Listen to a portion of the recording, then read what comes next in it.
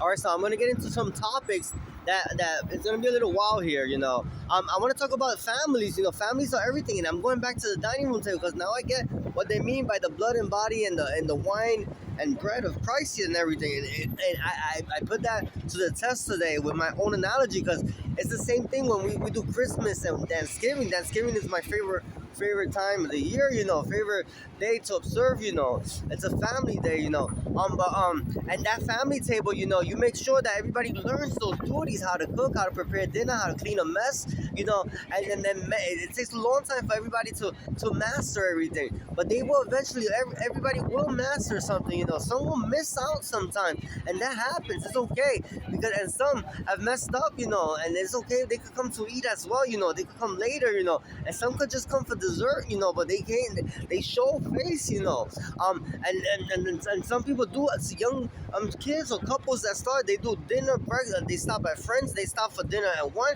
They stop for dessert somewhere else. It shows a lot. At the dinner table, it shows everybody has to be independent. How to be dependent. People have to be dependent of people and independent and dependent themselves, from people as well.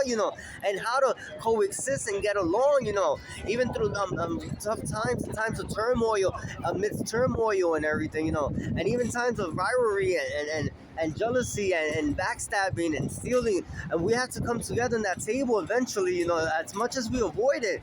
That's our family, that's our friends, those are our immediate family, our close friends and everything, a distant family.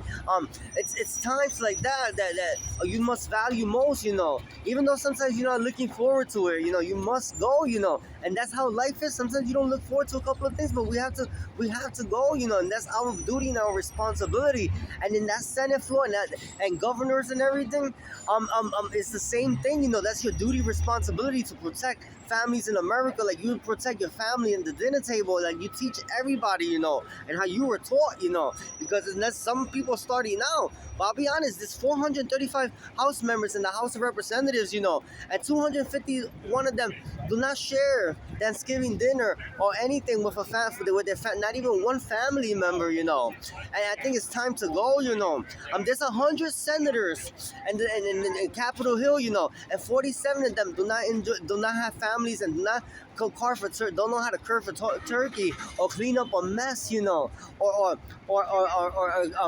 cook vegetables, or mash the mashed potatoes, they don't know how to break the bread or bring the wine or any of that, not even to a friend's gathering, so it's very hard.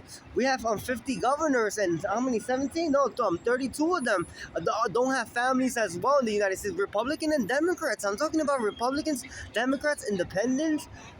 And I'm asking them to please fall off the bandwagon, We don't need you. We need people who respect families.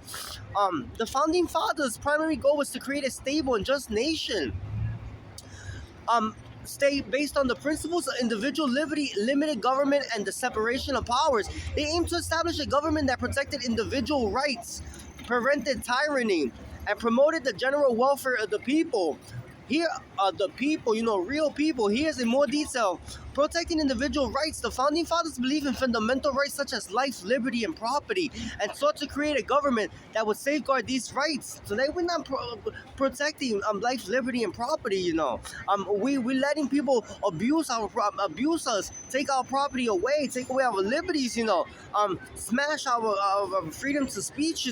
Preventing tyranny. They were wary of concentrated power and sought to prevent any single person or group from accumulating that kind of power, any single person or group from accumulating too much authority, Adam Schiff has too much authority, Chuck Schumer has so much authority, Hakeem Jeffrey has too much authority, Maxine Waters has too much authority, Speaker Pelosi has too much authority, and many others, Mercy Wilson or whatever that kid's name is from Missouri, Minnesota, he has too much authority, Governor Whitmore has too much authority, Elizabeth Warren has too much authority,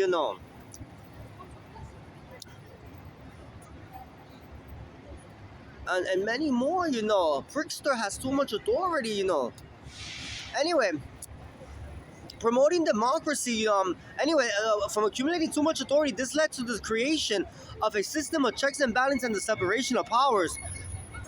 Promoting democracy, they envisioned a government based on the consent of the governed, where power ultimately resided in the people. The people have the final say in this nation. And I see the witch hunt protesters, they don't look for respect. You see, they're promoting democracy. That's promoting democracy. Establishing a stable and just nation. The founding fathers aimed to create a strong and united nation that could provide for its citizens' needs and protect them from foreign threats. Everybody had to be independent. Everybody had to supply for each other.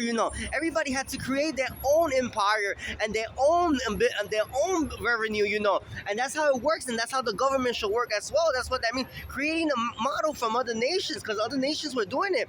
The Eastern Hemisphere was here first. And we should learn from them. They hope the experiment in self-government, that's called self-government, that it pays for itself. It serve as an inspiration for other countries and help spread the ideas of liberty and democracy. So now we want to talk about the Magna Carta really quick. King John of England, the first king, First John, who ascended the throne in 1199, struggled for power between nobles, lords, and the church. In order to end this conflict in 1215. The year 1215, he granted a document stating that privileges would be granted to them. This is the so-called Magna Carta. And this approval of freedom and protection to the church, and that the king has to follow certain rules concerning the taxation on citizens, are stated. Moreover, back in the we didn't have currency, so they're not talking about the taxation means buka means the power of the people. That's what taxation means. Moreover, Article 39 states that the British citizens can only be punished based on a trial at a court. This means that even a king cannot arbitrarily punish citizens. Some of the articles of Magna Carta remain on the present British statute book. Basically, King John restricted his authority himself, and by distributing its nobles, lords, and the church, he chose to end the conflict and coexist with them. And that's what we do here. We coexist no matter what. This is the problem. This is democracy. This is conjoinment. This is conjoining. The Magna Carta, signed by King John in 1215, is a foundational document in English legal history, establishing the principle that the king was not above the law. It guarantees certain rights to free men, including access to justice and a fair trial, and limited the king's power to levy taxes without consent. While initially focused on perennial rights, the Magna Carta has become a symbol of liberty and a foundation for constitutionalism around the world. Key aspects of the Magna Carta: limiting royal power. The Magna Carta asserted that the king was subject to the law and not above it.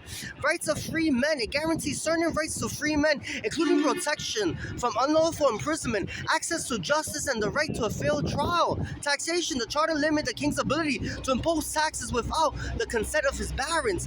Influence on legal system. The Magna Carta principles of due process, trial by jury, and the rule of law have influenced legal systems in many countries, including the United States, symbol of liberty. The Magna Carta has become a powerful symbol of the liberty and the foundation for constitutionalism around the world. The Magna Carta was created because the absolute power that King John, that he was, they have to respect the people, his lords, and the people he assigned, and the people that they assign. And these people are professionals. It's just like a White House and an administration, and then going down to the receptionist or the clerks, or the people that make decisions in regular, normal Joe places. And it's not about respecting me, but you have to respect those people as well. They are value. And it was to protect and serve and to help with duties that not only one person, one king or queen, as the they can, because they can, if the it was created in order for you to respect people's authority that we have chosen to assign. Not to say that we're above the law, because it's spiritual for us and we're not going to do it. But the king after that did that. He fled and he died, because he wanted to overrule stuff. And sometimes we don't have power, and then we get punished and we get killed because we killed someone that we wasn't supposed to kill or something. That was the Magna Carta created for. But it was to give rights and absolute rights to all good.